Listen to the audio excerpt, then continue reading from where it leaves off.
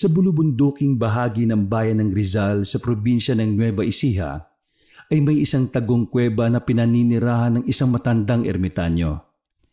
Siya ay si Tatay Cardo, na kahit matanda na ay makisig pa rin at ni hindi man lang umuugod-ugod ang pangangatawan. Napakahaba ng kanyang buhok at balbas at puting-puti ang kulay. Ang kutis naman niya ay matingkad na kayumanggi. May lahi siyang aswang na gabunan, kaya ganoon ang kanyang itsura.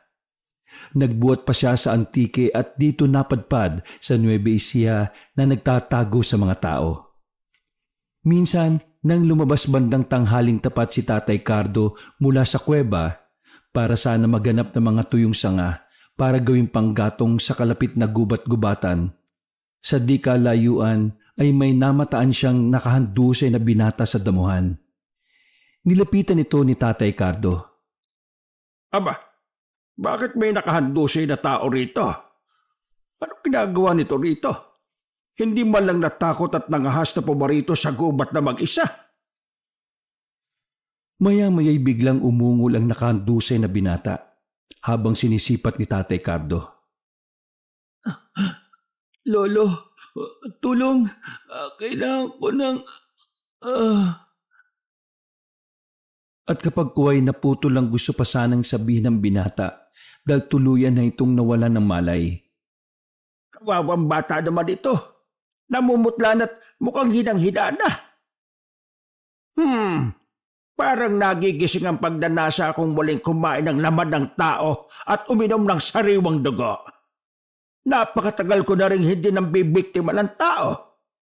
Ito na lang yata ang gawin kong pananghali at panghapunan mamaya. Parang hindi naman matanda si Tatay Cardo nang walang anumang buhatin niya ang walang malay na binata at pasanin sa kanyang balikat. Pagkaraan ay sumibad siyang parang kidlat pabalik sa kanyang tagong kuweba sa gilid ng bundok. Sa loob ng madilim-dilim na kuweba'y inilapag niya ang binata sa isang malapad na pahaba at lapad na bato. Teka, ano kaya ang sadya ng binatang ito sa gubat? Kanina'y nangungusap ang kanyang mga mata habang nagsasalita. May kung anong gustong hilingin sa akin. Tama. Hindi ko ito maaaring patayin. Isa pa, parang pamilyar sa akin ang amoy ng dugo ng taong ito Mananatili ang aking panatang kahit kailan ay hindi na ako titikim ng tao. Mananatiling mga hayop lamang ang titikman ko. Gamit ang espesyal niyang kapangyarihan bilang isang gabunan ay sinalat ni Tatay Cardo ang noo ng binata. Makalipas ang ilang minuto ay muling nanumbalik ang malay tao nito. Ngunit pagkakita kay Tatay Cardo ay natakot na ang binata. Para bang noon lang nito napagtanto nakakaiba pala ang itsura ng inaakala niyang isang lolo. Sino kayo? Nasaan ako? Anong lugar ho ito? Narito ka sa aking kuweba, iho. Hindi ako isang pangkaraniwang tao tulad ng inaakala mo. Pero huwag kang matakot sa akin. Wala akong balak ng masama sa iyo. Bagkus handa pa nga akong tulungan ka. Ano ho ba kayo? Isa ho ba kayong engkanto? Lamang lupa? Alien? Hindi. Hindi ako isang engkanto o lamang lupa o alien. Mabuti pa huwag mo nang alamin at baka matakot ka lang sa akin. Baka kasi ang sadya mo iho at mag-isa kang napadpad sa gubat sa labas.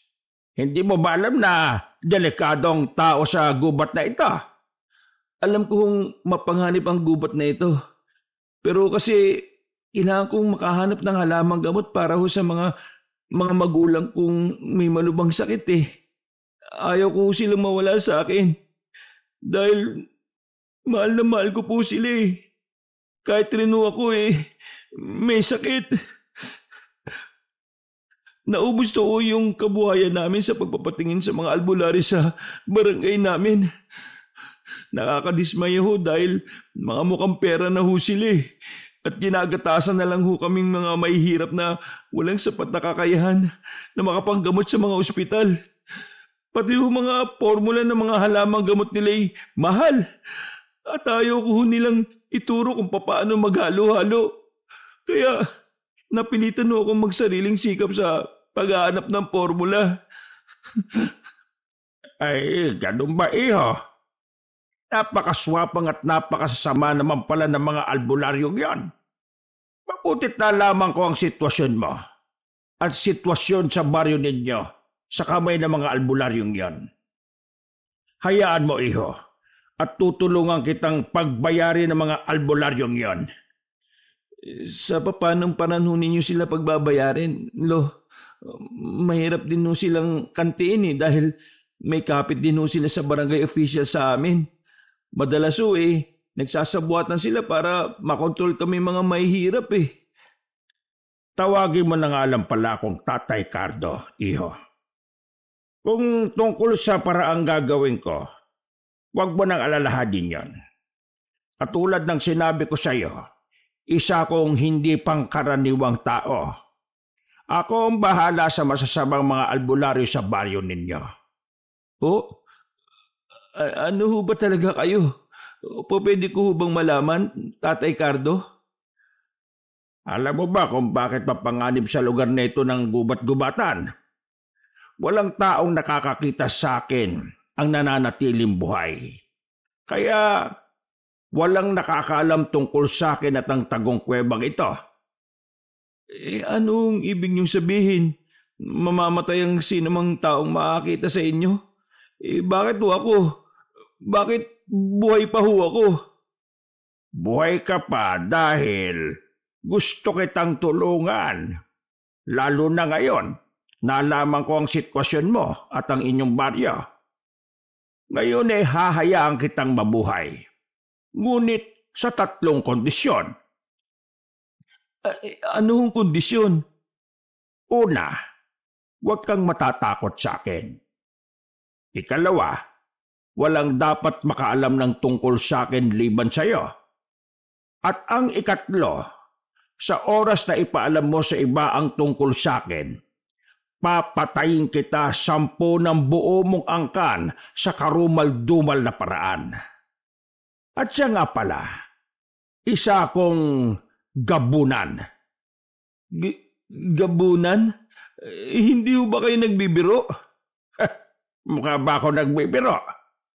O baka gusto mong ipakita ko sa iyong totoo kong anyo? Naku, huwag na ho. Kaya ho pala, purong puti ang inyong buhok at balbas. At kaya ho pala, ganyan ang kutis nyo. Pero, paano ako makakalabas dito? Kailangan ko na makauwi sa amin Tatay Cardo. Baka kung napano na yung mga magulang ko. Ano nga palang pangalan mo, iho? Abdon ho. Abdon ho ang pangalan ko. Pwede ba akong sumama sa inyo, Abdon? Gusto ko lang malaman kung ano ang sakit ng mga magulang mo. Baka sakaling kaya kong pagalingin sila gamit ang aking taglay na kapangyarihan bilang isang gabunan.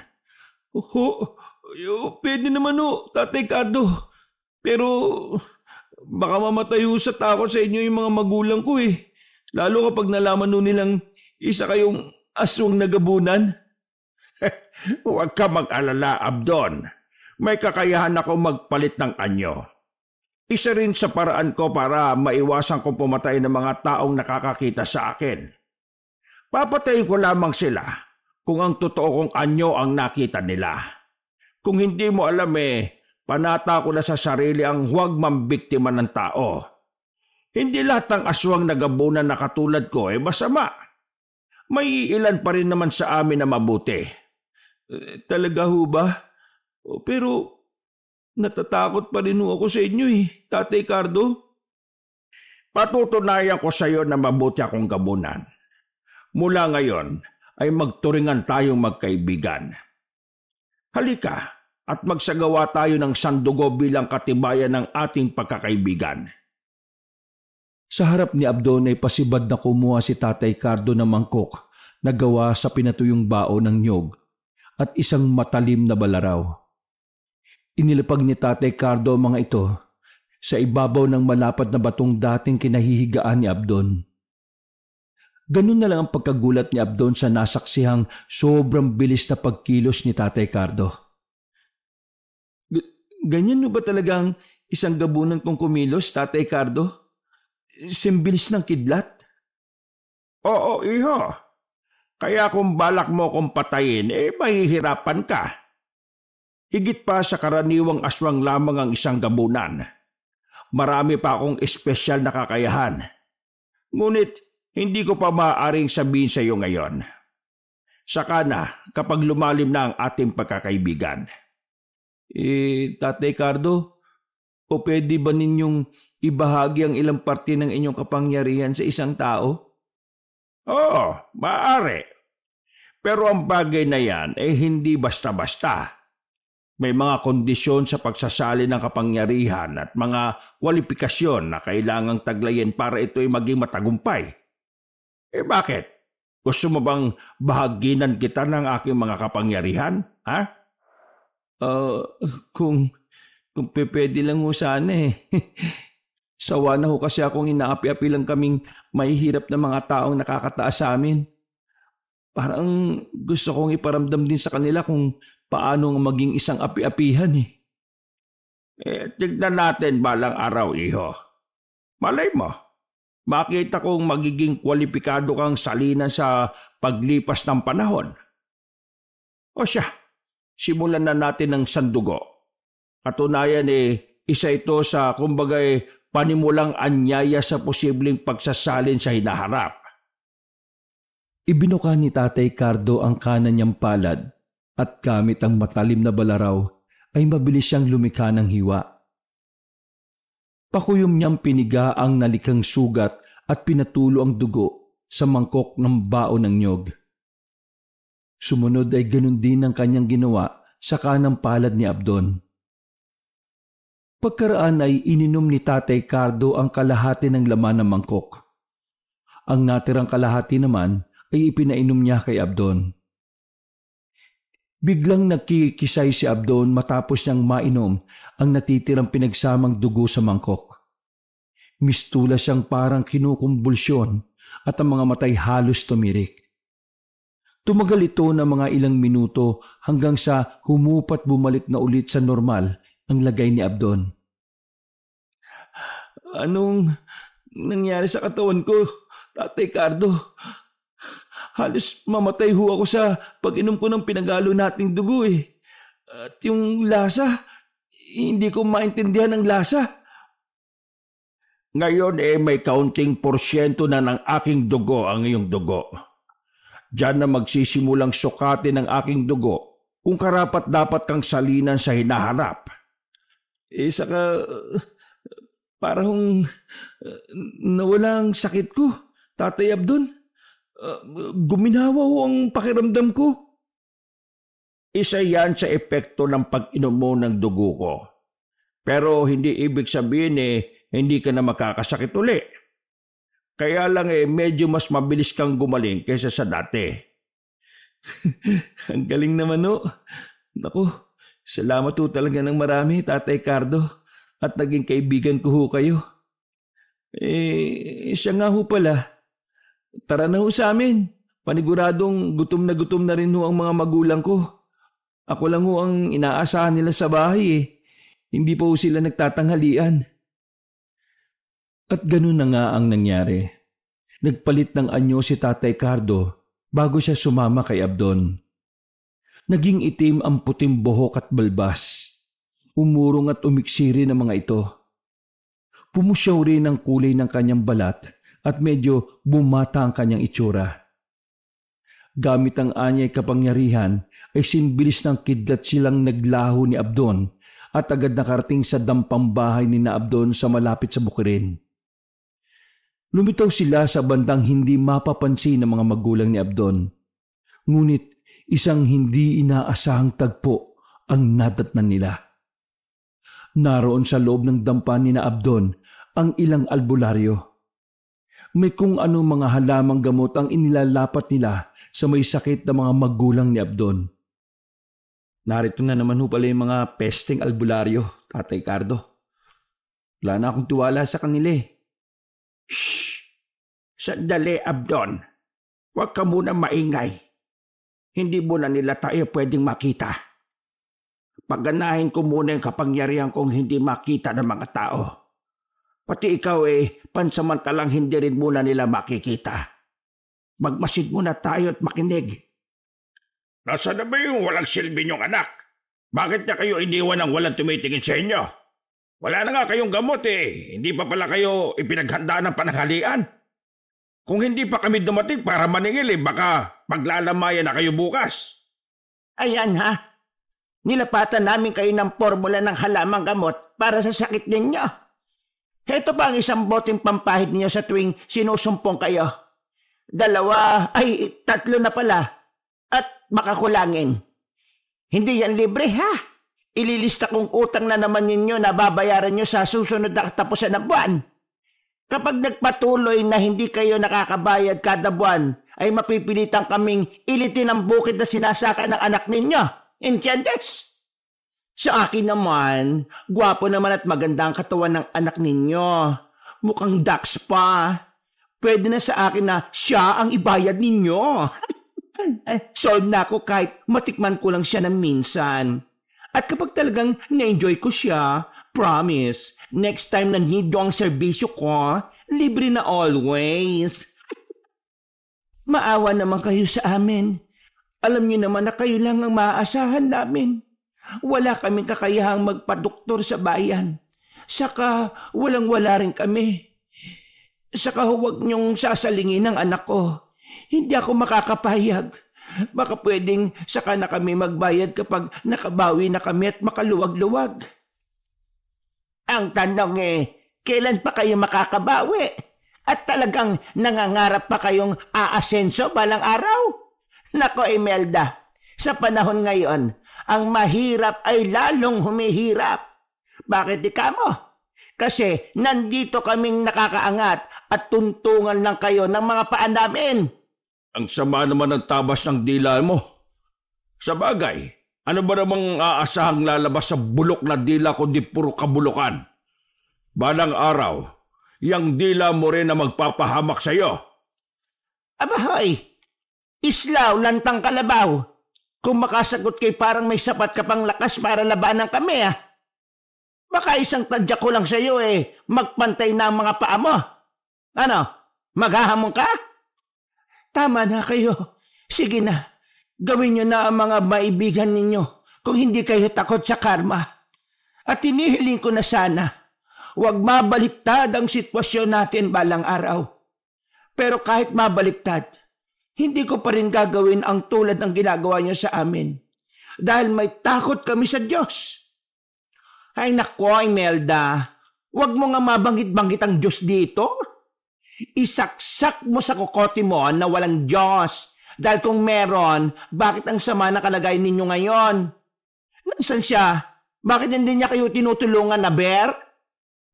Tang mag-asawa talaga na ito. Ay naka, pigilan niyo ako at gustong-gusto ko na talagang ingod-god ng mga pagmumukha nila sa tae ng kalabaw. Sa puntong yon, hindi na nakapagpigil si Abdon. Tatangkay na sana niyang sugurin ng 3 albularyo nang mawala ng invisibility na pinaggana sa kanya ni Tatay Cardo. Ngunit mabilis si Tatay Cardo. Inunahan niya si Abdon.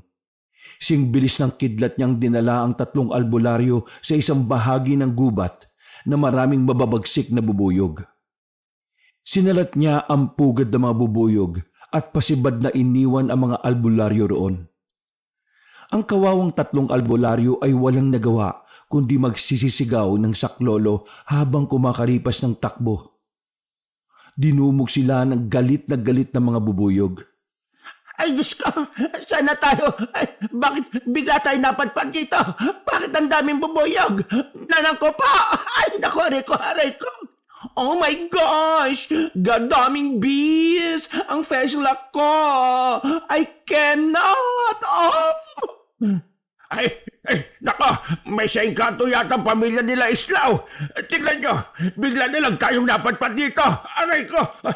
lang yang bubuyog na mga ito ah. Aray, magsitakbo na tayo! Samantala, pabalik sa dampa sina Abdon. Abdon anak, nariyang ka na pala. Mabutit dumating ka na. Ang mga pesteng albularyo, pumarito na naman sila habang wala ka. Sinamantala na naman nila kami anak. Kailangan na natin gumawa ng paraan anak. Kung kailangan natin gumamit ng dahas, siguro'y panahon na.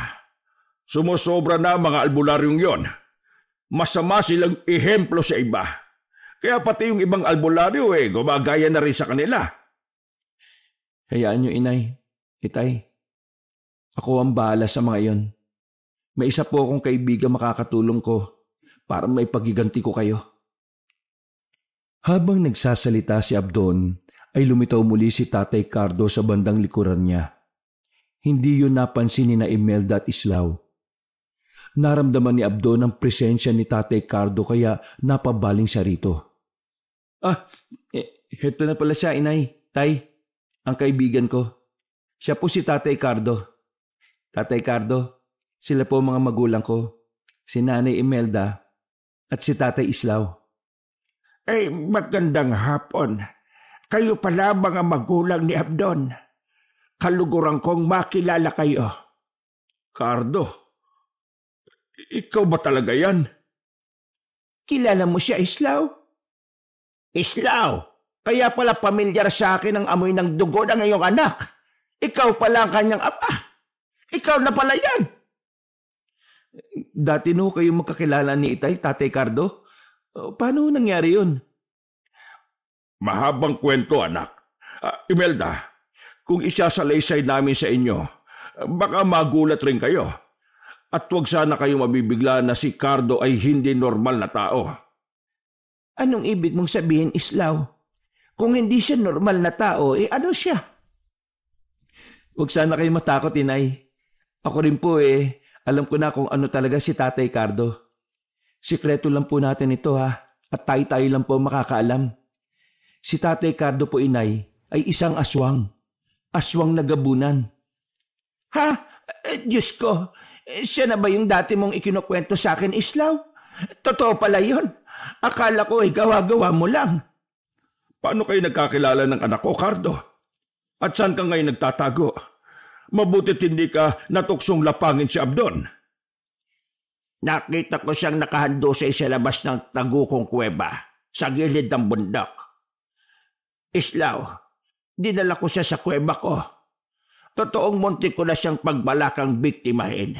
Ngunit naamoy ko sa kanya ang amoy ng iyong dugo. Kaya bigla kong naalala ang panatang ipinanata ko sa harapan mo noon na hindi na ako ulit kailanman titikim ng laman at dugo ng tao bilang pasasalamat sa pagliligtas mo sa akin noon. At heto, siya palang anak mo. Tulad mo'y nagsagawa rin kami ng sandugo bilang katibayan ng aming pagkakaibigan. Natikman ko rin ang kanyang dugo, ngunit hindi nagising ang aking pagkagabunan sa dahilang sagrado ang sandugo. Ikinalulungkot ko palang ipaalam sa iyo, Cardo, na ang dugo mo sa akin ay nawala ang talab. At ang nakita kong dahilan ay dahil sa kung ano-anong halamang gamot ang ineksperimento sa amin ng mga albularyong yon. Huli na nang mapagtanto ko na kaya pala kay dali ko ng kapitan ng sakit. Idagdag pang tumanda na rin ako. Peste nga talagang may tuturing ang mga albularyo rito sa baryo ninyo, Islaw. Hindi dahil sa banta sila sa akin bilang isang aswang, kundi dahil sa hindi magandang paraan nila ng pag-i-eksperimento ng mga gamot sa mga tao. Buti na lang at nalaman ko.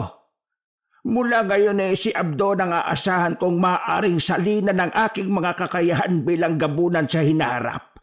Poprotektahan ko siya laban sa mga mapagsamantalang mga albularyo rito sa inyong barya. Tama ba ang narinig ko, Islaw? Si Abdon sasalinan ng mga kakayahan ni Cardo. Ibig sabihin magiging isa ring aswang na gabunan ng anak natin? Haba, hindi yata maganda yon. Naiintindihan kita, Imelda, kung bakit ayaw mong masalina ng dugong gabunan si Abdon. Ngunit nakipagsandugo na siya kay Cardo. Huwag ka mag-alala. Mabuting gabunan si Cardo at naisasalin din yon sa pamamagitan ng dugo.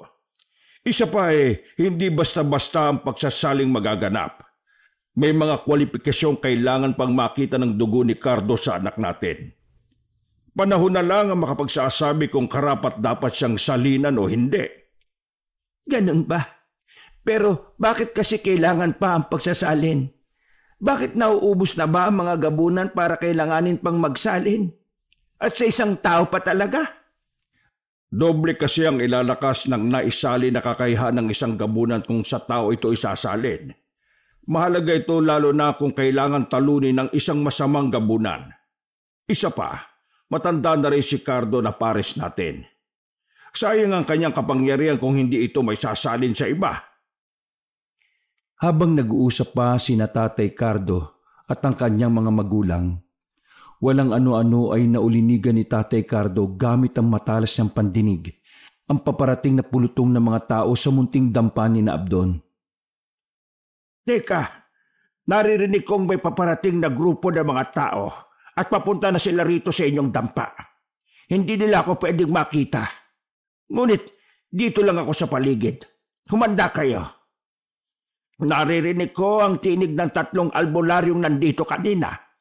Sila ang nag-udyok sa mga tao na puntahan kayo. Teka, pakikinggan ko muna ang kanilang sinasabi. Nag-concentrate si Tatay Cardo para klarong marinig ang usapan, kahit malayo na hindi naman abot ng dinig ni na Abdon at ng kanyang mga magulang. May sa engkanto ang pamilyang yon, mga kababaryo. Dapat natin silang hulihin at ikulong bago pa sila makapambiktima ng ibang inosyente. Tingnan niyo ang sinapit namin. Gusto ba ninyong maranasan ang sinapit namin? Tama, Kapitan. Pero ninyo yon, sa isang iglap, mula sa kanilang dampa, ay bigla na lang kaming napatpad sa gubat at sa tapat na mismo ng pugat ng mga mababagsik na mga bubuyog. Sinong normal na mga tao makakagawa nun sa amin? May sakampo ng dilimang pamilyang yon ni na Islao. Kunwari pang may takot daw sa Diyos mga yon. Yung pala, mga kampo ng demonyo. Hulihin sila at pagbayarin sa nangyari sa precious kong Feslock. Ang mahal pa naman magpa-facial. Tapos, ang Feslock ko, binukbok lang ng mga bubuyog. O tara na mga kabarangay. Magdala na rin kayo ng kahit na anong panlaban sa kanila kung sakaling mapalaban tayo. Maging alerto rin kayo. Matapos marinig ni Tatay Cardo ang mga usapan, ay binilinan na kagad niya sina Abdon ng mga dapat gawin bago pa man dumating ang pulutong ng mga tao. Mali ako na iniligtas ko pa ang 3 albularyong yung kanina. Dapat pala ikinulong ko na lang sila sa kuweba ko. Humanda kayo. Libasin na ninyo ang ilang mahalaga ninyong gamit na madadala ninyo. Pansamantalang sa kuweba ko muna kayo tumuloy. Delikado kayo kung haharapin pa ninyo sila. Malamang na walang makikinig sa inyo at ang 3 albularyong yun ang mas papanigan nila. Diyos ko po, paano kami ni Islaw? Wala na kaming sapat na lakas para maglakad pa ng malayo. Oo nga pala, nakalimutan ko kayong pagalingin pansamantala. Ngunit wala na tayong oras, parating na sila. Sige na, magmadali na tayo. At sa di kalayuan ay naririnig na nga ni na Abdon, Islaw at Dolores ang paparating na mga tao. Tatay Cardo, ano nang gagawin natin? Hindi mo ba kami kayang i-teleport sa kuweba ninyo? Anong teleport? Yung dadali ko kayong lahat ng bensyanan? Hindi ko kaya yon. Ang mabuti pa, Abdon, ganito na lang. Relax lang kayo rito at ako na ang bahala. Singbilis ng kidlat na kumilos si Tatay Cardo na ang direksyon ay papunta sa paparating na mga tao. Ang ginawa ni Tatay Cardo ay iniligaw niya ng landas ang pulutong ng mga tao. Ginaya niya ang kakayahan ng isang tikbalang. Teka, mga kababaryo, hindi ba ninyo napapansin ang napapansin ko? Kanina pa tayo naglalakad papunta kina Kaislaw.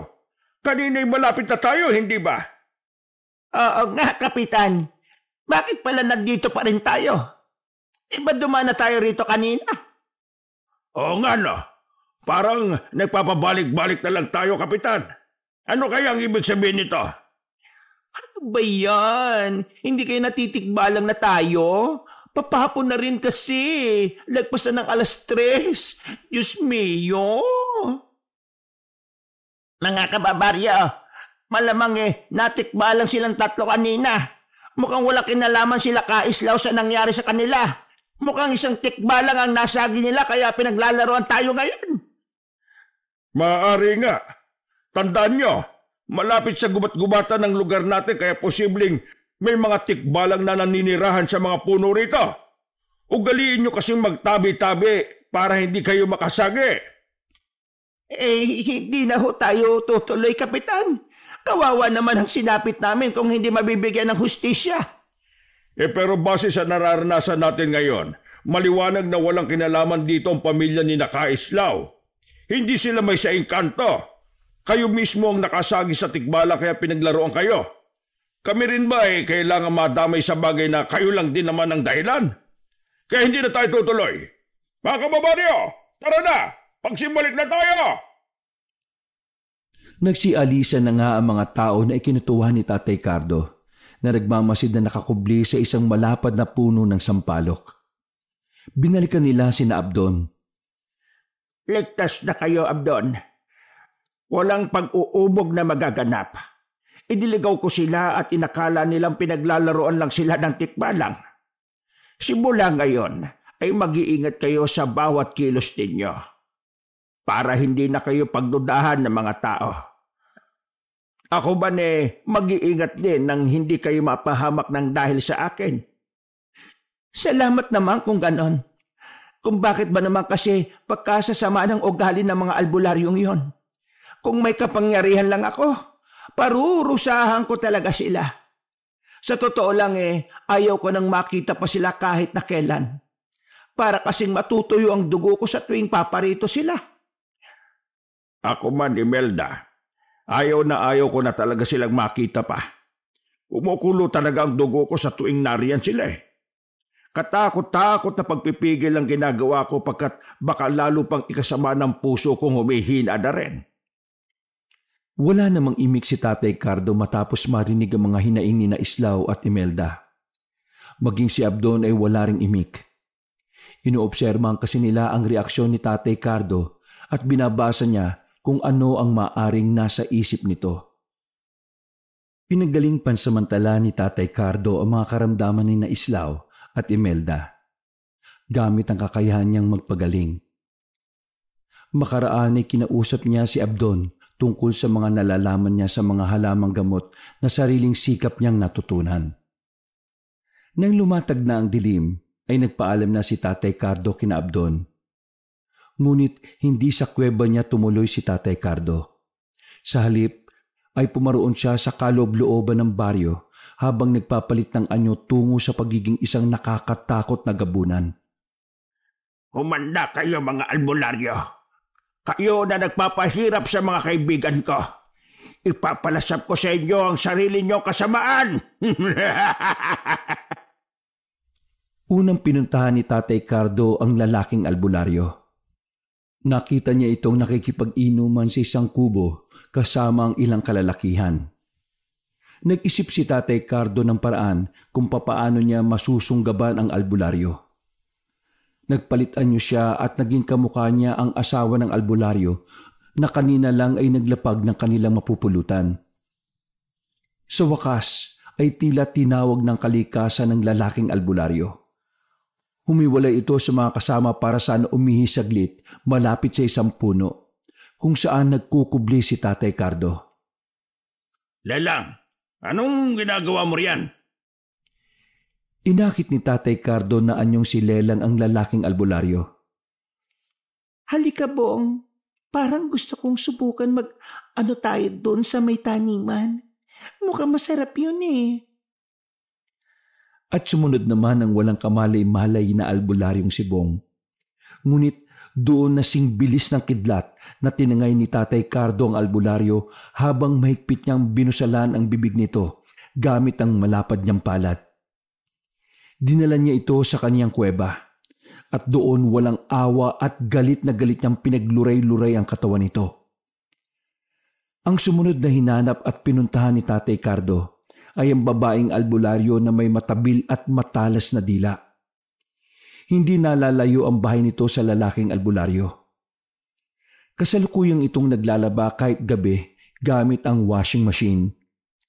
Nandun siya sa labas sa gilid ng kanilang bahay kung saan din naroroon ang kanilang poso. Saktong mag-isa lang ito roon.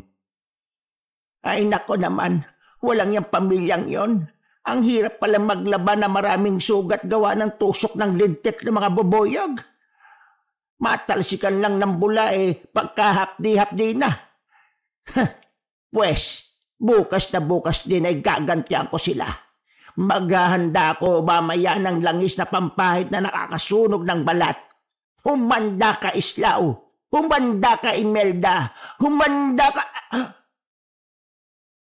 Ngunit hindi na naituloy ng babaeng albularyo ang pangalan ni Abdon nang tangin siya ni Tatay Cardo at dinala rin sa kanyang kuweba. Nakita ng babae ang gutay-gutay at dugo ang katawan ng lalaking albularyo nang bitawan siya ni Tatay Cardo. Nang makita rin ito ang nakakatakot na anyong gabunan ni Tatay Cardo, ay umalingaw-ngaw sa loob ng kuweba ang tili nito. Aswang! Aswang! Tulong! May aswang! Dahil sa nakaririnding ingay nito'y hindi na nakatiis si Tatay Cardo. Mabilis niyang sinunggaban ang babae sa leeg. Iniangat sa ere at walang sabi-sabing dinukot niya ang dila nito mula sa nakanganga nitong maluwag ng bibig sa malakas na binaltak. Kasamang lumabas sa bibig ng babae ang mga bitukan nito kasunod ang pagbulwak na masaganang dugo. Hindi pa nakontento si Tatay Cardo. Malakas pa niyang ibinalibag ang wala ng buhay na katawan ng babae. Tumama ito sa parting batong haligi ng kuweba at nagkalasog-lasog. Nama si kaibigang Islaw. Ang dila rin ng babaeng ito ang magpapahamak sa kanya. Ngayon wala nang matalim na dilang manghahamak sa mga kaibigan ko. At ang huling hinanap ni Tatay Cardo ay ang bading na albularyo. Katulad ng lalaking albularyo, bandang una ay nakita niya rin ito na nakikipag-inuman.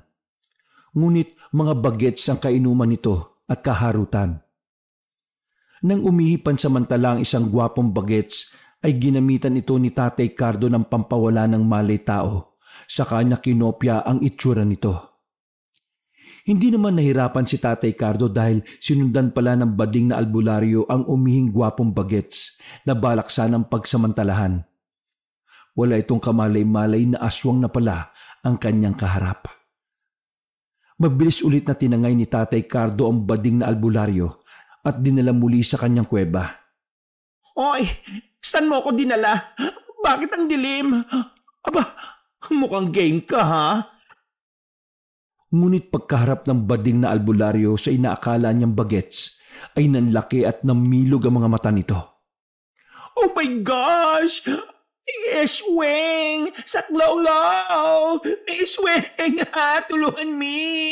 Tulungan me! Ngunit sa minalas-malas ay walang sino mang makakarinig sa malakas na tili ng bading na albularyo. Liblib ang lugar ng kuweba. Idagdag pang medyo kulob ito. Ang kaawa-awang bading ay walang tigil na pinaggutay-gutay ni Tatay Cardo ang katawan gamit ang kanyang matatalas na mga kuko. Nagkalat at umago sa sahig ng kuweba ang mga pira-pirasong laman at masaganang dugo. Nang sumunod na araw ay nabalita sa buong baryo ang pagkawala ng 5 katao. Kasama na nga roon ng 3 albularyong brutal na pinaslang ni Tatay Cardo. Nagdagdag pa siya ng 2 masamaring mga albularyo para hindi magduda ang mga tao at ibaling ang sisi sa pamilya ni Abdon. 5 araw pa ang lumipas at patuloy pa rin hinahanap ang mga nawawalang albularyo. At dito na nagsimulang mabahala ang pamilya ni Abdon. Islaw, hanggang ngayon pala ay hindi pa rin nahahanap yung 3 albularyong kinaiinisan natin. Alam mo bang nagsisimula na tayong pagdudahan ng mga kababaryo natin? Baka raw may kinalaman tayo sa pagkawala ng mga albularyo. Bakit naman tayo mababahala kung wala naman tayong ginagawa? Kung ano man ang nangyari sa kanila, ay karma na nila yon dahil sa kasamaan nila. Ang totoo, Islaw, ang anak natin si Abdon ang pinaghihinalaan nila. Saka, teka pala Islaw, hindi kaya may kinalaman dito ang kaibigan ninyo ng anak mo? Yung gabunan ba yon? Lihim na nakikinig si Abdon sa usapan ng kanyang mga magulang. Nang maisingit ng kanyang ina ang tungkol kay Tatay Cardo, ay dali-dali siyang lumabas ng kanilang bahay para puntahan si Tatay Cardo. Lingid sa kaalaman ni Abdon ay may isa palang binatang patagong nagmamanman sa kanya. Maingat itong sumunod sa walang kamalay-malay na si Abdon hanggang sa makarating siya sa tagong kuweba ni Tatay Cardo. Nagtago ang binata sa mga palumpo ng mga halaman nang pumasok si Abdon sa isang lihim na lagusan sa gilid ng paanan ng bundok. Samantala, sa loob ng kuweba, "Oh, Abdon, bakit napasugod ka sa kuweba ko? Meron bang hindi magandang nangyari sa mga magulang mo?" May kinalaman ka ba, Tatay Cardo, sa pagkawala ng mga albularyo sa baryo namin? Ano ang ginawa mo sa kanila? Oo, Abdon. Pinatay ko sila bilang ganti sa kanilang kasamaan. Ipinakita ni Tatay Cardo kay Abdon ang mga bakas ng dugo sa sahig ng kuweba. Makikita rin ang ilang buto ng tao at naroon din ang 5 bungo ng kanyang mga biktima. Nang mamasdan ng mga ito ni Abdon, ay halos masuka siya at panginigan ng mga kalamnan sa labis na pagkasindak. Hindi ako likas na masamang gabunan, Abdon. Ngunit masakit sa akin na nakikitang naghihirap ang kalooban ng aking mga kaibigan nang dahil sa kasamaan ng mga albularyong yan. Nang marinig ko ang mga hinaing ng mga magulang mo nang dahil sa kanila'y nalipos ako ng matinding galit, kaya nagawa ko silang pagbayarin sa kanilang masasamang ginagawa. Naiintindihan naman ho kita, Tatay Cardo. Pero may hindi magandang konsekwensya ang inyong ginawa eh. Alam niyo ho bang ako ang pinaghihinalaan ng mga tao sa amin na may kinalaman sa pagkawala ng 5 albularyo? Mainito ako ngayon sa kanilang mapagmasid na mga mata. Sa sinabi ni Abdon ay hindi nakaimik si Tatay Cardo. Bigla siyang malalim na napaisip. Kapag kuwan ay naningkit ang kanyang mga mata. Kaya pala ay may kung anong nasasagap ang matalas niyang pandama sa labas ng kuweba. Sandali lang. Mag-isa ka lang bang pumarito sa kuweba ko, Abdon? Oo. Wala akong kasama at maingat ho akong pumarito. Iniwan ko sila inay at tatay sa bahay. Bakit ho ba? Nararamdaman kong may isang taong sumunod sa iyo at naghihintay siya sa labas. Hindi magandang nararamdaman ko sa isang ito. Nararamdaman ko ang puwersang salungat sa taglay kong kapangyarihan bilang isang gabunan. Isang antingero ang isang yon. Ho? Isang antingero? Naku, Tatay Abdon, baka iniisip niyong nagtawag ako ng antingero ha? Hindi ko magagawa yun, Tatay Abdon. Oo, alam ko, iho. Hindi ka talaga maaaring magtawag ng antingero dahil ikaw ay meron na rin kaunting porsyento ng dugong gabunan. At sa puntong ito ay kalat na yon sa iyong katawan. Alam kong nararamdaman mo na rin ang antingero sa labas. Ngunit hindi mo lang napapansin na tumatalas na ang iyong mga pandama.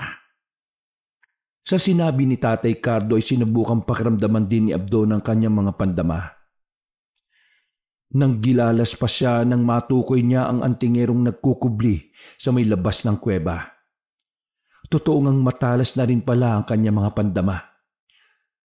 Totoo nga, Tatay Cardo, matalas na nga ho pala ang aking mga pandama. Ibig sabihin ho ba nito na isalin na rin ho sa akin ang inyong mga kapangyarihan? Nakapagtataka, iho. Sa iyo'y napakaigsi lang ng panahon na kailangan at kwalipikado ka na kagad para sa pagsasalin. Nararamdaman kong panahon na nga para isalin ko sa iyo ang kalahati ng aking mga kapangyarihan. Isa pa'y mukhang hinihingi na rin ang panahon at pagkakataon. Agad ay isinagawa ni Tatay Cardo ang ritual ng pagsasalin sa harap ni Abdon. Maring pumikit si Tatay Cardo at matamang nag-concentrate. Maya-maya pa'y biglang nanginig ang buo niyang katawan. Ang anyo niya'y nagpabalik-balik ng palit sa anyong tao at anyong gabunan, na parabang naglalaban ang kanyang dalawang katauhan. Mga ilang minuto rin itong naganap at ang huminto'y biglang may isinuka si Tatay Cardo na sinalo niya ng kanyang palad. Isang makintab na itim na bato na parang kalahating biluhada ang hugis.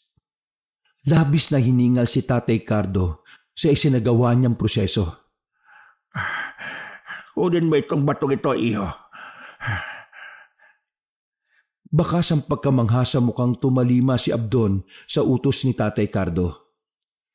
Naroroon din ang kinang ng kanyang mga mata at pananabik sapagkat yun ang pinakahihintay niya. Ang masalinan ng mga nakamamanghang kapangyarihan ni Tatay Cardo.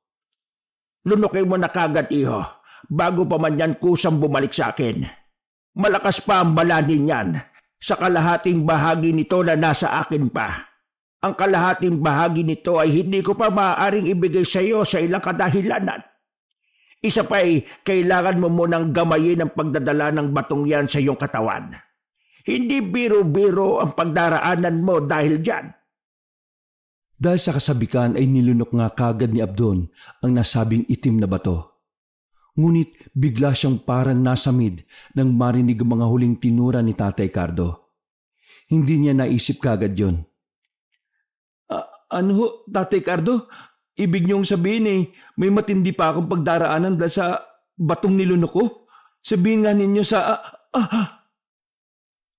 Hindi na ituloy ni Abdon ang gusto pa sana niyang sabihin nang walang ano-ano'y nanginig din ng buo niyang katawan ng ubod ng tindi na pares ng nangyari kanina kay Tatay Cardo. Unti-unti ring nagkulay abo ang kanyang buhok at bahagyang umitim ang kanyang kutis. Malakas na napapaungol si Abdon dahil sa hindi niya maipaliwanag na nararamdaman sa kanyang katawan. Halos maglabasan din ang kanyang mga ugat sa katawan at nagmistula siyang parang kinukuryente ng mataas ang boltahe. May isang oras ang itinagal ng kakaibang nangyayari kay Abdon. Matapos nga ito'y humandusay na lamang siyang bigla nang wala ng malay.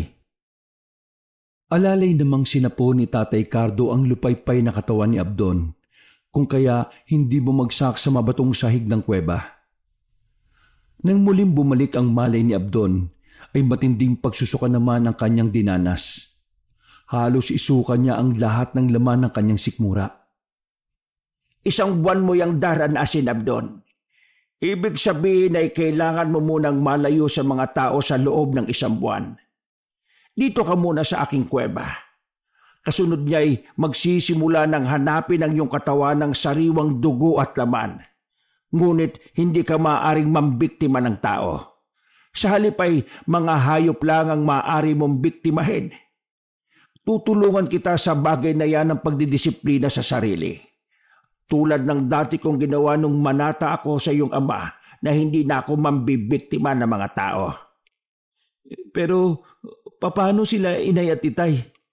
Ako na ang bahala sa kanila, Abdon. Sa ngayon ay ihanda mo muna ang iyong sarili sa pamumuhay na tulad ng isang ermitanyo sa loob ng isang buwan. Habang nagsasalita pa si Tatay Cardo, ay naramdaman na naman niya ang pagkilos ng antingerong nasa labas ng kuweba. Ngayon nararamdaman niyang natuntunan nito ang sikretong lagusan papasok ng kuweba. Si Abdon man ay gayon din. Nararamdaman din niya ang antingerong yon. Pero may isang bagay siyang natuklasan na kinababahala niya. Pamilyar sa kanya ang amoy ng antingerong yon. Dito ka muna, Abdon. Nakapasok na ang pangahas na antingero dito sa kuweba. Kailangan natin maging alerto pagkat ang mga antingero ay may taglay na mga pangontra sa mga aswang na tulad ko. At tulad mo na rin. Pero sandali ho, Tatay Cardo. Parang pamilyar ho kasi sa akin ang amoy ng sino mang yun na nakapasok sa kuweba. Palagi ko ho'y kilala ko siya. Sigurado ka ba, iho? Kung gano'n ikaw muna ang kailangan niyang makaharap. Magmamasid muna ako't hindi mo na magpapakita. Ngunit kapag nakikita kong nanganganib ka, ay saka ko aatake. At ikaw naman ay tumakas palabas ng kuweba. Sige na. Ganun nga ang nangyari. Si Abdon ang humarap sa antingerong ingat na pumasok sa looban ng kuweba. Kahit madilim-dilim ang paligid, ay malinaw namang nakikita ni Abdon ang lalaking antingero dahil nga sa tumalas ang kanyang mga pandama. Agad niya itong nakilala. Ang kababata't matalik niyang kaibigan ay nagbalik na pala sa kanilang baryo. Dahil sa bugso ng kagalakan ay tinangka ni Abdon na masayang salubungin ng matalik na kaibigan. Deo, tama! Ikaw nga, Deo! Nakabalik ka na pala sa baryo natin! Ngunit biglang natigilan sa paglapit si Abdon nang maramdaman niyang may nakakapasong bagay na unti-unting sumusuot sa kanyang katawan. Napatras siya ng dahil dito. Kaya pala'y kumukulo ang langis na daladala ng antingerong si Deo. Dahil din dito'y umasta ito para depensa ng sarili kahit na bahagyang nagtataka. Abdon, ikaw ba yan? Ako nga, Deo. Ang matalik mong kaibigan at kababata. Pero, paano? Paano naging isa kang aswang? Bakit gumagana sa iyo yung mga pangontra ko? At saka, ano ginagawa mo sa kuwebang to? Mahabang kwento, Deo. Bago pa lang ako nagiging aswang na gabunan. Gusto ko kasing bigyan ng leksyon ng mga mapagsamantala at masasamang mga albularyo sa baryo natin. Kaya pinili kong maging aswang. Ngunit, huwag mo na sanang isiping isa ako masamang aswang, Deo. Kilala mo ko, simula pagkabata natin. Teka Abdon, totoo bang may kinalaman ka sa pagkawala ng ilang mga albularyo sa atin? Saka, paano ka naging gabunan na ikaw lang? May kasama ka bang iba pang mga gabunan sa kuwebang ito? Dito na lumantad si Tatay Cardo kay Deo. Ako ang kasama niya, iho. Kaibigan ko si Abdon. Nakipagsandugo siya sa akin at ininom namin ang pinaghalo naming mga dugo. Kaya nahaluan na ng dugong gabunan si Abdon. Pagkakita kay Tatay Cardo, ay alertong hinawakan ni Deo ang hawak niyang mutya na panlaban sa malalakas na uri ng aswang na tulad ng mga gabunan. Iniakma niya ito sa direksyon ni Tatay Cardo na bahagya ring napaatras. Sa puntong ito, humarang naman si Abdon para protektahan si Tatay Cardo. Sandali, Deo. Huwag ka munang gumawa ng aksyon.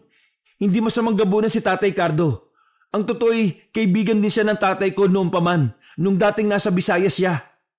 Namuhay si Tatay Cardo bilang isang ermitanyo sa tagong kuwebang to at umiwas sa mga tao. Hindi siya nambibiktima ng mga tao dahil may panata siya kay Itay na hindi na siya kailanman mambibiktima ng mga tao. Tanging mga hayop na lamang ang binibiktima niya. Siya bang may kinalaman sa pagkawala ng mga albularyo sa baryo natin? Oo, iho. Ako ang dahilan ng kanilang pagkawala. Pinatay ko sila, ngunit hindi ko sila kinain. Kaya ko lamang nagawa yun ay para bigyang hustisya ang masasamang ginagawa nila sa inyong mahihirap na mga kababaryo. Tulad na lamang ng pamilya ni na Abdon. Hindi ko masikmura ang kanilang kasamaan at pananamantala. At bilang halimbawa na rin sa ibang mga albularyo para hindi sila pamarisan. Ang totoo niyan, iho, hindi ko pa malalaman ang masaklap palang dinaranas ng mga kababaryo ninyo sa kanilang mga kamay kung hindi pa napadpad rito si Abdon malapit sa kuweba ko. Ganun ho ba? Pero alam mo ba ninyong may nauna pa sa aking sumunod kay Abdon at nagmamanman sa kanya? Isa ho yung albularyo. Bumalik na ho yun sa baryo at malamang ibinalita na sa mga kababaryo namin ang tungkol sa lihim na kuwebang ito na pinasukan ni Abdon. Sa kanilang narinig ay makahulugang nagkatinginan sina Abdon at Tatay Cardo. Si Deo na may nagpatuloy pa sa pagsasalita. Alam niyo rin po ba na nagtatawag sila ng mga antingero para tumulong sa paghahanap sa inaakala nilang nawawalang mga kaalbularyo nila? At isa na nga ako ron. Mabuti na lang at sinundan ko ang albularyong bumuntot kay Abdon. Kung hindi hindi ko pa malalaman ang punot dulo ng lahat. Tatay Cardo, ano nang gagawin natin? Malamang paparito sila sa kuweba at uumugin tayo. Makukulong tayo at masusukol sa kuwebang ito. Makakaya ho ba natin ang pinagsanib na puwersa ng mga albularyo at mga antingero? Hindi biro-biro mga antingerong kinalap nila, Abdon. Mahirapan kayong kalabanin sila. Tatay Cardo, ano ang plano natin? Matamang nag-isip si Tatay Cardo. Nagpalipat-lipat ang matiim niyang mga titig kina Abdon at Deo. Kay Deo mas nagtagal ang kanyang titig na parabang tinatansya niya ito. Hindi mapaggamay ang pagiging isang gabunan, Abdon. Kung mas napaaga sana ang pagkakagamay mo rito ay makakaya natin silang labanan. Hindi pa tuluyang nagigising ang dugong gabunan sa sistema mo. Ngayon ay kailangan natin ng tulong. Kailangan natin ng tulong nitong kaibigan mo. Oh, ako? Pero paano ko kayo matutulungan? Ang kakayahan ko ay kontra sa inyong kapangyarihan bilang isang aswang. Tama ka, iho. Pero hindi mo ba alam na may kapangyarihan din ng isang gabunan tulad ko na kumopya ng ibang mga kapangyarihan at kakayahan? Yun ang natitirang nasa akin na hindi ko pa naisasalin kay Abdon. Ibig niyo bang sabihin balak niyong kopyahin ang kapangyarihan ni Deo bilang isang antingero, Tatay Cardo? Oo, Abdon. Tama ang iyong iniisip. Madali lang ang proseso kung papayag si Deo. Gagamitin natin ang makukopya nating kapangyarihan mula sa kanya na pangontra rin mismo sa mga antingero. Wala ang problema sa akin, Tatay Cardo, kung gusto niyong kopyahin ang mga kapangyarihan ko bilang antingero. Tapat ako sa kaibigan kong ito. Simula pa man nung bata pa kami. Alam ko rin nung mapagkakatiwalaan ko rin kayo kung paanong nagtiwala sa inyo si Abdon. Salamat, Deo. Salamat talaga ng marami, kaibigan ko. May isang bagay lang akong inaalala, Tatay Cardo. Ngunit ang sasabihin pa sana ni Cardo ay mabilis na pinutol ni Tatay Cardo. Hindi na yun mahalaga, iho. Wala na tayong sapat na panahon para isipin pa yon. Nararamdaman ko nang kumikilos na sila patungo rito. Kailangan na nating magmadali. Wala namang nagawa si Deo kundi ang mapailing na lang sa gustong mangyari ni Tatay Cardo. Palhim niyang pinaglipat-lipat ang matamang mga titig sa matandang ermitanyo at sa kanyang kaibigang si Abdon. Nakadama siya ng kaunting awa sa kaibigang halata sa mga mata na may malalim ding iniisip. Isinagawa na nga ni Tatay Cardo ang pangungopya sa mga kapangyarihang pang-antingero ni Deo. Katakot-takot ang panginginig ng mga kalamnan ni Tatay Cardo at hindi mailarawang matinding pag-ungol ng paghihirap ang nasaksihan sa kanya ni Deo at Abdon. Halos umusok din ang buong katawan ni Tatay Cardo, kasabay ng tila nagre-rebelding pagpapalit anyo niya tungo sa pagiging isang gabunan. Nagtikwasan ang kanyang mga mahabang puting buhok. Bahagya rin siyang umangat sa ere at pagkadakay mabilis na umikot na parang trumpo. Kasunod nito ay may mga tila maliliit na kidlat na nagbuhat sa umiikot na si Tatay Cardo. Natapos ang proseso nang huminto ang pag-ikot ni Tatay Cardo sa ere. Lupaypay na bumagsak siya sa sahig at unti-unting bumalik sa anyo niyang tao. Nang bumalik ang malay tao niya'y bigla siyang nagsuka ng dugo kasama ang isang makintab na kulay puting bato na umuusok pa. Ang hugis nito ay kapares ng itim na batong ibinigay dati ni Tatay Cardo kay Abdon. Malamang ay yun ang kalahating bahagi ng bato na nakay Abdon. Abdon, kunin mo ang puting bato at itago mo. Magsisilbing proteksyon mo yan laban sa mga antingero, pati na sa mga albularyo. Pero bakit kulay puti ho ito? Naging puti dahil sa kapangyarihang pang-antingero. Mahigpit kong ibibilin sa iyo na hindi mo muna pwedeng lunukin yan hanggat hindi mo pa nagagamay ng lubusan ng pagiging isang gabunan. Sa ngayon proteksyon mo muna yan laban sa mga antingero at albularyo na mangangahas na saktan ka. Magsisilbi mo ring pananggalang yan para hindi nila maramdaman na isa kang gabunan. Pero paano ho kayo, Tatay Cardo? Wala nang natirang bato sa inyo. Hindi ko matatanggap to. At balak sanang ibalik ni Abdon ang puting bato kay Tatay Cardo. Ngunit pinigilan siya ng huli. Nasa akin pa ang aking bato, Abdon. Ang nasa iyo'y kopya lamang. Pero sing lakas at katulad lang din ang nasa akin. Kaya huwag mo kong alalahanin. Sigurado ho ba kayo, Tatay Cardo? Paano kung... Naudlot ang pagsasalita ni Abdon nang marinig nila ang kumusyon sa labas ng kuweba. Nariyan na sila, Abdon. Mukhang buong baryo na yata ang pumarito at hindi lang ang mga antingero at mga albularyo. Anong gagawin natin? Paano tayo makakalabas ng kuwebang ito? Tatay Cardo, anong gagawin natin? Sa may bukanan ng kuweba ay maririnig ang usapan ng ilang antingero at albularyo at ilang mga taga-baryo. Sandali mga kababaryo, hindi tayo pwedeng basa-basa pumasok. Hindi pa natin sigurado kung ano talaga ang Abdon na yon. Hindi ko mawari ang nadedetekta ng aking mutya. Parang may kung anong humaharang na kakaibang puwersa. Anong puwersa? Baka naman peke ang taglay mong mutya. Sayang lang ang ibinayad namin sa inyo kung ganon. Anong peke? Peke ang mga mutya namin? Sa totoo lang ay may kakaibang puwersa talagang nanggagaling sa loob. Ngayon ko lang naengkwentro ang ganitong puwersa. Mahirap ipaliwanag. Mga kapwa ko, tingero, ganun din bang nararamdaman nyo sa puwersang nagbubuot sa loob? Tama ka, kapatid. Sa kapakaramdam ko rin hindi talaga tayo makakapasok ng mga tingero. Parang patulak ang puwersa mula sa loob Kayo mga albularyo, baka kayo ang pwedeng makapasok. Anak ng, kami ba talaga pauunahin ninyo? Wag pala kayo mga antingero kayo Mukhang nagsasabi naman sila ng totoo. Kilala ko sila ng mga mahuhusay talagang mga antingero.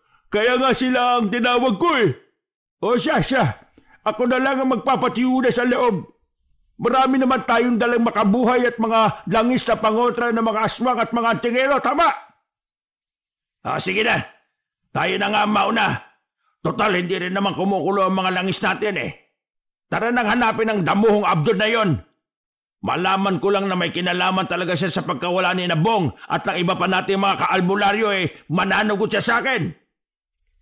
Nagpatiunang ang pumasok ang dalawang albularyo na hawak-hawak ng mahigpit ang mga dala nilang nakabotelyang mga pangontrang langis at hinugis na pulseras na mga baging na makabuhay. Nagsindi rin sila ng sulo na pang-ilaw sa madilim-dilim na looban ng kuweba. Abdon! Abdon! Alam naming nariyan ka sa loob! Nakita ka ng isa naming kasama na pumasok dito! Harapin mo kami at magpaliwanag ka! Malaman ko lang na ikaw ang nasa likod ng pagkawala ni na paring Bong! Mananagot ka sa akin! Sige, huwag kang lumabas dyan! Tingnan natin kung hindi ka matusta kapag sinunog namin ang kuwebang ito! Shh! Huwag ka maingay! Nakikita mo ba nakikita ko? May 2 taong papalabas ng kuweba. Sa wakas, lumabas din ang Abdon na yan. Mga kasama, kumanda na kayong huliin si Abdon. Pero teka, isa sa mga antingero inarkilan natin ang kasama ni Abdon. Tama, si Deo nga kasama niya. Nauna na pala tayo ni Deo. Malamang siya ang dahilan sa puwersang nararamdaman kanina ng ibang antingero. Mga kasama, huliin na ninyo si Abdon. Siguraduhin ninyong matalian siya ng maigpit. Nang tatangkay na sanang sunggaban ng mga tao si Abdon, ay humarang si Deo. Sandali mga kababaryo! Wala ba kayo napapansin sa mga pangontra ninyo at mga mutya ninyo?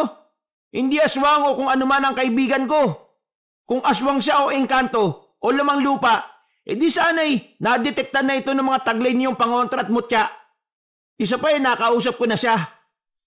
Wala siyang kinalaman sa pagkawala ng ilang kababaryo natin mga albularyo. Sino kung gano'n na may kagagawa ng pagkawala ni na paring Bong? Siguro'y sina Islaw at Imelda, no? Mga kababaryo, ulihin nyo, tiga po sina Imelda at Islaw! Naroon din pala sa pulutong ang mga magulang ni Abdon. Mabilis silang sinunggaban ng mga tao. Bumuo ng bilog ang mga taga-baryo at pinagtulakan sa gitna sina Islaw at Imelda na halos mangudngod sa maalikabok na lupa. Mga wala kayong awa! Wala kami kinalaman sa pagkawala ni Nabong at iba pang mga albularyo. Sa tanda namin ito na halos uugod-ugod na. Sa palagay nyo magagawa pa namin ang bagay na ibinibintang nyo sa amin? Oo, galit kami sa mga nawawalang albularyo na yan dahil sa pagsasamantalan nila sa kahirapan namin. Pero kahit kailan, hindi namin inisip na pagtangkaan sila ng masama. Huwag na kayong magkaila pa mga tanda. Sa inyo lang naman nagsimula ang mga kababalagang nangyari sa kanila nang putaktayin sila ng mga bubuyog. At nung minsang uumugin sana namin kayo, pero para kaming natikba lang. Pagkatapos noon bigla na lang silang nangawala ng sabay-sabay. Kaya hindi nyo kami masisisi na ang pamilya ninyo ang pagsuspecha namin. Malas kayo sa aming baryo! Tama! Tama! Malas nga ang pamilya niyo sa ating baryo! Kaya dapat na silang mabura sa ating baryo ng matahimik na tayo! Dalhin niyo rito si Abdon at sunugin sila ng buhay! Galit na sumunod naman ang mga tao. Pinagtulungan nilang gapusin ang nagpupumiglas na sina Abdon, Islaw at Imelda. Si Deo naman ay walang magawa para ipagtanggol sila. Habang nagaganap ang komosyon, ay may biglang napasigaw. Ang asawa ko dinagit ng aswang! Nagulantang ang lahat ng pagbaling nila'y siya namang may kung anong inihagi sa kanilang harapan galing pa sa pinakaloob ng kuweba. Ang gutay-gutay at duguan ng katawan ng nadagit na asawa ng sumisigaw na babae. Asawa ko! Hindi! Hindi pa man nakakahuma ang mga tao sa pagkabigla sa nakita nila, ay bigla namang may mabilis na dumagit sa albularyong nagpapasimuno ng kaguluhan. Pagkaraan, mula sa pinakaloob ulit ng kuweba ay narinig nila ang katakot-takot na palahaw at mga sigaw ng nadagit na albularyo ring yon. Ilang saglit pa'y lumantad na si Tatay Cardo na nasa kanyang anyong gabunan. Bit-bit niya ang gutay-gutay at duguan na ring katawan ng pasimunong albularyo. Dahil dito'y natakot ang mga tao. Isang gabunan pa lang bumibiktima sa mga nawawala nating kabaryo! Nasaan ang mga tingero? Bakit wala kayong ginagawa? Makinig kayong lahat. Ganito ang sinapit ng mga masasamang tao at mapagsamantala sa kanilang naghihirap na mga kapwa. Walang pinipili ang kamay ng hustisya kapag kumilos ito. Maging ang mga aswang na katulad ko ay ginagamit nito upang pagbayarin ng mga mapagmalabis. Pakawalan niyo ang pamilya ni Islaw sapagkat wala silang kinalaman sa pagkawala ng mga albularyo sa baryo ninyo. Ako ang may kagagawa ng lahat. Pinaggutay-gutay ko silang katulad ng isang ito. Ako ang hanapin ninyo. Ngunit kung hindi ninyo sila pakakawalan, ay mapipilitan akong ubusin kayong lahat sa baryong ito. Inihagis ulit ni Tatay Cardo sa harap ng pulutong ng mga tao ang bitbit niyang gutay-gutay na katawan ng pasimunong albularyo. Mabilis namang siyang sinugod ng mga tao at kinalagan sina Abdon, Islaw at Imelda. Si Abdon, pagkakalag sa kanya ng ipinangtali sa kanyang matibay na lubid, ay tatangkain sanang agad na takbuhin si Tatay Cardo. Ngunit kaagad siyang pinigilan ni Deo at inakay siya sa isang tabi na malayo sa pulutong ng mga tao. Bakit mo ako pinigilan, Deo? Kailangan ko ipagtanggol si Tatay Cardo. Kailangan kong kumbinsihin ng mga tao na hindi siya masamang aswang kagaya ng iniisip nila. Makinig ka muna sa akin, Abdon. May kinalaman ito kay Tatay Cardo at sa batong puti na ibinigay niya sa iyo. Ano bang meron sa kalahating batong puti? Akin na, ipakita mo sa akin. Inilabas ni Abdon ang batong puti mula sa bulsa ng kanyang puruntong na maong. Dahil sa pagkopya ni Tatay Cardo sa mga kapangyarihan kong pang-angtingero, nagkaroon ng pansamantalang telepathic field sa pagitan namin. Nag-uusap kami sa isip, Abdon. Ang batong ito, ang orihinal na batong kalahati ng itim na bato na nasa loob mo. Kopya o replika lang ang nasa kanya. Ibig sabihin ay mas mahina ang nasa kanya. At ang kapangyarihang naroon ay hihina ng hihina habang ginagamit. Ha? Paano? Ibig sabihin? Hindi. Kailangan kong tulungan si Tatay Cardo laban sa mga antingero. Tatangkain sanang pumuslit ni Abdon para puntahan si Tatay Cardo. Ngunit pinigilan siyang muli ni Deo. Hindi pa tapos, Abdon. Ibiniling ka sa akin ni Tatay Cardo tungkol sa kung paanong paggaganayan ng batong puti sa loob mo. Kapag nilunok mo na ito sa hinaharap, magtutulong daw tayo sa atas na maging mga tagapagtanggol ng mga naaapi sa lipunan. Ako lang daw ang may kakayahang pigilan ka. Kapag natukso kang gamitin sa kasamaan, ang ipinamana niyang kapangyarihan sa iyo. At isa pa Hindi na pinatapos ni Abdon si Deo sa sinasabi nito. Pwersahan na siyang pumiglas para puntahan at tingnan kung ano na ang nangyayari kay Tatay Cardo sa kamay ng mga antingero. Si Deo naman ay wala nang nagawa. Ang ginawa na lang niya ay akayin sina Islao at Imelda palayo sa kaguluhang nangyayari. At para na rin hindi nila makita ang sasapitin ni Tatay Cardo. Sa bukana ng kuweba'y nasaksihan ni Abdon si Tatay Cardo kung paanong buong tapang pa rin siyang nakikipaglaban sa mga antingero kahit ang kapangyarihang taglay nito bilang isang gabunan ay unti-unti nang nanghihina. Sige, tapusin na ninyo ang matandang gabunan na yan para wala ng mga haspang mambiktima sa ating mga kababaryo. Ibuhos nyo na ang lahat ng mga kapangyarihan nyo. Sige, ibuhos nyo lahat. Pero sinasabi ko sa inyo, may babangon pang bagong lahi pagkatapos ko. Isang bagong lahing mas makapangyarihan pa sa akin na kahit mga antingerong tulad ninyo'y wala nang magiging panama. At siya, sila ang magiging tagapagtanggol ng mga naaapi at maglalapat ng hustisya sa mga nasisiil. Wala na, tanda. Huwag ka nang mangarap. Masakit umasa sa walang katiyakan. Paano pang may susunod sa'yo? Buburahin ka na nga sa mundo sa oras na ito. Hala, sige mga antingero. Tuldo ka na ninyo ang hininga ng salot na ito! Pinagsanib puwersa na ng mga antingero ang kapangyarihan ng kanilang mga mutya laban kay Tatay Cardo. Si Abdon naman ay walang magawa. Kahit pilitin niyang sugurin sana para pigilan ng mga antingero, ay para namang may malakas na puwersang biglang pumigil sa kanya. Kaya pala'y puwersa yun ng kalahating batong puti na nasa kanyang bulsa. Ito ang kusang pumipigil sa kanya. Gusto rin sana niyang sumigaw ngunit pati tinig niya ay ayaw lumabas. Mistula siyang nasa isang panaginip. Nakikita niya ang masaklap na mga nangyayari ngunit wala siyang magawa. Sa huli, natuklasan na lamang ni Abdon na may isang nakasisilaw na kidlat na inilabas sa mga nagsanib puwersang mga antingero at mabilis na tumama ito sa tapat mismo ng puso ni Tatay Cardo. Nagkikikisay ang buong katawan ng kaawa-awang si Tatay Cardo na bumubulwak ang masaganang dugo sa kanyang bibig. Habang unti-unting napapaluhod hanggang sa tuluyang malukmok sa lupa. Sa wakas, wala nang salot na gagambala pa sa ating baryo mga kababaryo. Naipagiganti na rin natin ang sinapit ng ating mga kapatid na albularyo. Salamat sa ating mga antingero. Salamat sa inyong lahat! At nagsigawan sa kagalakan ng mga tao. Pagkatapos nito'y isa-isa na silang nagsialisan sa lugar na yon. Ang tanging naiwan na lamang ay sina Abdon, Deo at ang mag-asawang Islao at Imelda. Sabay-sabay nilang nilapitan ang wala ng buhay na si Tatay Cardo. Tatay Cardo, bakit sa ganito nauwi ang lahat? Hindi ko matanggap, Tatay Cardo! Tatay Cardo! Isa siyang napakabuting gabunan, anak. Isinakripisyo niya ang kanyang buhay para sa atin. Napakabusilak po ng puso niya. Hindi lamang niya kayo iniligtas kundi plinano rin po niya ang para sa kinabukasan niyo.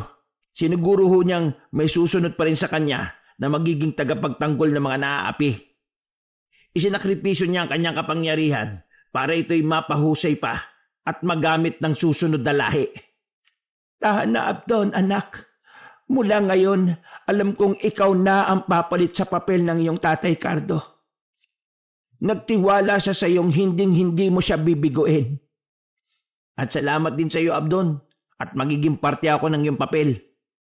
Kaluguran kong maging laging nasa tabi ng matalik kong kaibigan. Ipinapangako ko ring hindi ko bibiguin si Tatay Cardo sa mga inihabili niya sa akin. Sa lahat ng kanyang mga narinig, ay maingat na pinangko ni Abdon ang bangkay ni Tatay Cardo. Buong pagkasabik niya itong niyakap. Pagkaraan nito'y buong lakas na sumigaw si Abdon. Tatay Cardo! Kasabay ng malakas na pagsigaw ni Abdon, ay siya namang unti-unting pagsingaw ng parang usok ng bangkay ni Tatay Cardo hanggang sa tuluyan na itong maglaho. Wakas.